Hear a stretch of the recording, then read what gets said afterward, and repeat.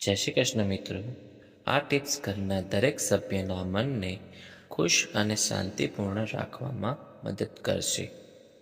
Number 1, ઉત્તર દિશામાં પાણી. ઘરમાં ઉત્તર દિશામાં પાણીનો સ્ત્રોત જેવું કે પાણીનો ટાંકો રાખવો તે ઘરમાં શાંતિ અને સુખ આપે છે.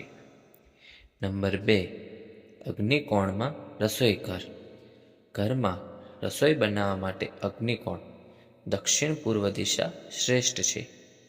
આ દિશામાં રસોઈ બનાવવાથી ઘરના લોકોમાં સ્વાસ્થ્ય અને ખુશાલી રહેશે.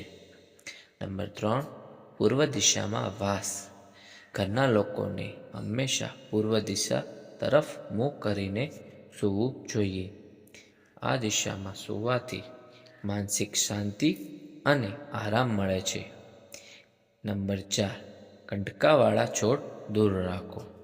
ઘરમાં કાંટાવાળા છોડ કે કરમાઈ ઝાડ કેક્ટસ ના રાખવા.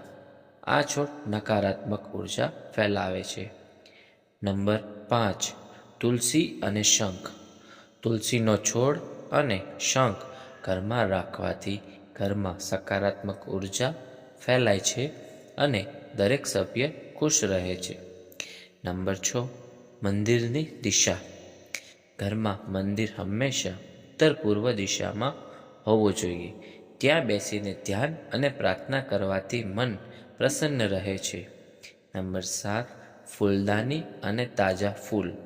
ઘરમાં તાજા ફૂલોથી ભરેલું ફૂલદાની મૂકવું ઘરના તમામ સભ્યોમાં ખુશીની લાગણી વધે છે.